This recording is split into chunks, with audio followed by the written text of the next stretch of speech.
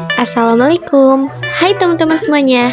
Di video kali ini, kami akan mempresentasikan tugas yang diampu oleh Pak Asep Nur Hidayat tentang kasus pelanggaran hak dan pengingkaran kewajiban warga negara. A. Penyebab terjadinya pelanggaran hak dan pengingkaran kewajiban warga negara.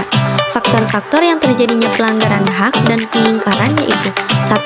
Sikap egois dan mementingkan diri sendiri. 2. Kesadaran berbangsa dan bernegara yang rendah. 3. Tidak menunjukkan sikap toleransi kepada orang yang berbeda suku, agama, ras, golongan, maupun ekonominya. 4. Penyalahgunaan kekuasaan.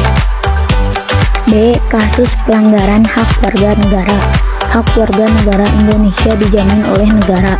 Hal ini sesuai dalam UUD NRI 1945, UU No. 9 tahun 1998 tentang kemerdekaan menyampaikan pendapat di muka umum merupakan hak dari seseorang warga negara. Hak tersebut dilakukan untuk terciptanya suatu masyarakat yang tertib, aman, dan damai. Namun pada nyatanya masih banyak hak warga negara yang belum mendapatkan terwujudnya dengan baik. Seperti yang kita ketahui, hingga saat ini masih banyak perilaku yang dianggap pelanggaran terhadap hak asasi manusia. Contohnya korupsi, penganiayaan, pemberian rupiah yang rendah. Adapun contoh lainnya seperti hak warga negara untuk mendapatkan penghidupan yang layak, misal anak jalanan dan pengemis, merupakan salah satu golongan warga negara yang kurang beruntung karena tidak bisa mendapatkan haknya secara utuh. Kondisi yang mereka alami adalah salah satunya disebabkan oleh terjadinya pelanggaran terhadap hak mereka, hak untuk mendapatkan pendidikan namun menjadi putus sekolah. Kasus pelanggaran HAM. Di Indonesia ada beberapa peristiwa pelanggaran HAM berat yang terjadi. Di antaranya adalah yang pertama, kasus Tanjung Priuk terjadi pada tahun 1984.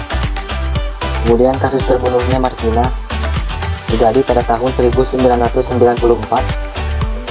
Selanjutnya kasus terbunuhnya wartawan Udin terjadi pada tahun 1996.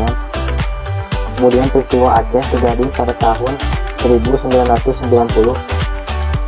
Selanjutnya kasus TKI di Malaysia terjadi pada tahun 2002. Kemudian kasus pengeboman di Bali terjadi pada tahun 2002. Kemudian selanjutnya peristiwa penculikan artis politik pada tahun 1998. Selanjutnya peristiwa Trisakti dan Semanggi terjadi pada tahun 1998. Kemudian yang terakhir kasus Poso terjadi pada tahun 1998 sampai tahun 2000.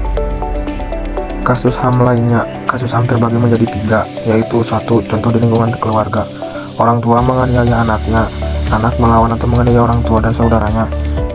Kedua, contoh di lingkungan sekolah, oknum guru melakukan kekerasan fisik dan mental pada siswanya, oknum siswa senior melakukan tindak kekerasan fisik, siswa memalak atau menganiaya siswa lain, siswa melakukan tawuran dengan sekolah lainnya. 3.